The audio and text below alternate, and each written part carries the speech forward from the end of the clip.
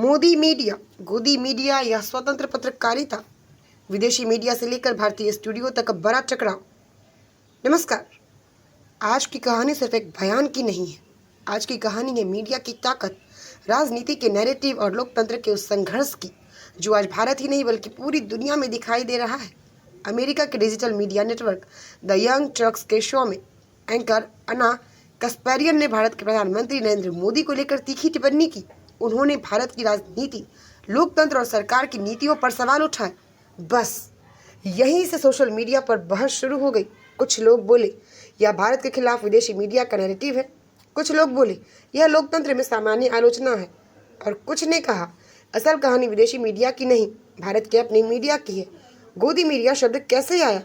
पिछले कुछ सालों में सोशल मीडिया पर एक शब्द बहुत ज़्यादा सुनाई देने लगा, गोदी मीडिया। यह शब्द उन टीवी चैनलों और एंकरों के लिए इस्तेमाल किया जाता है जिन पर आरोप है वे सरकार के बहुत करीब है।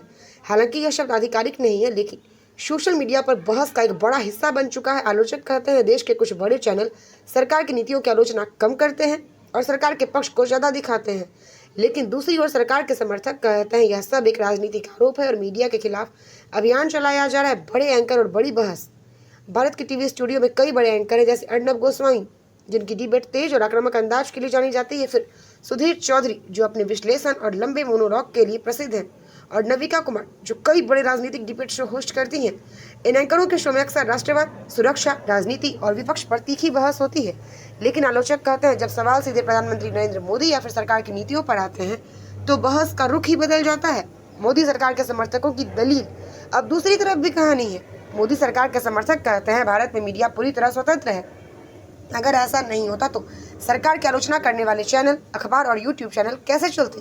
वे कहते हैं सरकार ने कई बड़े फैसले लिए, डिजिटल इंडिया, इंफ्रास्ट्रक्चर, विदेश नीति में सक्रिय भूमिका, और इसी कारण मोदी सरकार को जनता का समर्थन मिला। समर्थकों का कहना है कई विदेशी मीडिया संस्थान भारत की राजनीति को समझे बिना ही उसकी आलोचना कर देते हैं।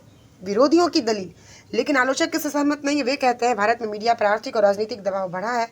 कुछ पत्रकार और मीडिया संस्थान सरकार की नीतियों पर सवाल उठाते रहे हैं। उनका कहना है लोकतंत्र में सरकार से सवाल पूछना देशद्रोह नहीं बल्कि जिम्मेदारी है। यानी यहाँ भी दो अलग अलग दृष्टिकोण मौजूद है, विदेशी मीडिया बनाम भारतीय मीडिया। जब अमेरिका या यूरोप का कोई मीडिया संस्थान भारत की राजनीति पर टिप्पणी करता है तो भारत में तुरंत प्रतिक्रिया होती है। कुछ लोग कहते हैं यह भारत की छवि खराब करने की कोशिश है, कुछ कहते हैं यह अंतर्राष्ट्रीय पत्रकारिता का हिस्सा है।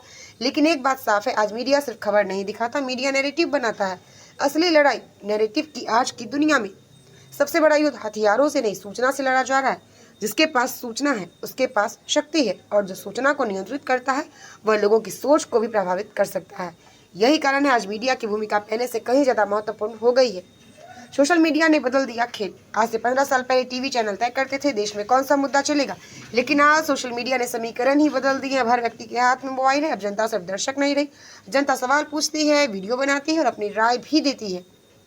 लोकतंत्र की असली परीक्षा, लोकतंत्र में सरकार जरूरी है, लेकिन उतना ही जरूरी है स्वतंत्र मीडिया, और उतना ही जरूरी है जागरूक जनता। अगर मीडिया सरकार से सवाल पूछे तो लोकतंत्र मजबूत होता है। अगर मीडिया सरकार का समर्थन करे तो भी लोकतंत्र में जगह है, लेकिन लोकतंत्र की असली ताकत तब दिखती है जब दोनों मौजूद हो।